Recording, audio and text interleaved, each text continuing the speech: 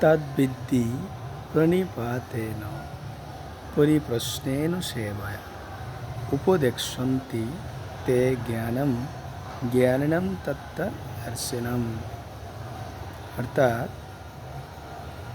সদ্গুরুদেবের চরণ আশ্রয় গ্রহণ করে অকৃত্রিম সেবার মাধ্যমে তাকে প্রসন্ন করা উচিত এবং তার কাছ থেকে ভগবত তত্ত্ব জ্ঞান সম্বন্ধে উপদেশ গ্রহণ করা উচিত এবং সেই উপদেশ হৃদয়ে ধারণ করে ভগবানের সেবায় অগ্রসর হওয়া উচিত।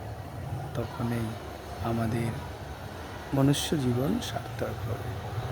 যদি আমরা অর্জুনের মতো শরণাগতি না হই, তাহলে আমরা কখনো পারমার্থিক জগতে উন্নতি লাভ করতে পারবো না। তাই শরণাগতি অত্যন্ত গুরুত্বপূর্ণ।